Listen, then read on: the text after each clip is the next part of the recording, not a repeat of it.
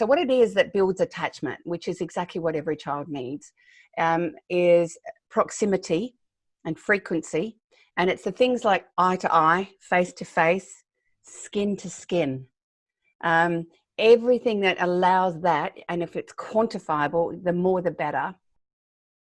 All right, so the other thing that can get a bit confusing is, we've just said to you how much time and attachment is really important.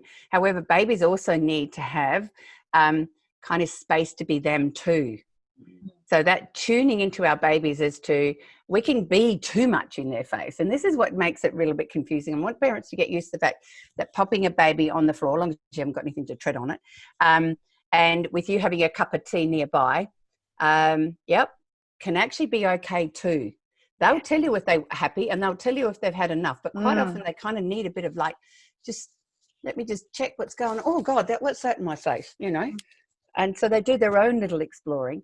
But the micro connections, this is the one that when we, are changing our babies, or when we're whatevering, that we are constantly, again, either that little tickle on the tummy, or we're going to say, we're going to change your nappy.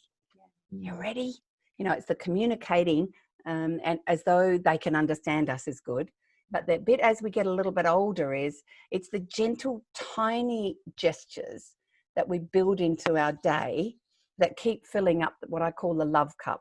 Yeah. So how loved do you feel, especially with toddlers who, once again, where there are times we've got to have them know, don't we? We've got to have them to stop climbing off there and jumping. So when we're doing that, we need to make sure they're feeling really connected to us, because what we know is the more loved a child feels, the more likely they'll respond to our requests. And I love those micro moments gestures. that that I've learned from you with my boys, and the best advice is those gestures and I used to say a lot more good job, and now I see them doing the right thing, I'll just call their name and go, that's it. It's a wink. It's a smile. It's these things that we keep less words, and also just a stroke. As you walk past your children, that little rub on the shoulder. No words are needed, but it just went zing straight through to the heart.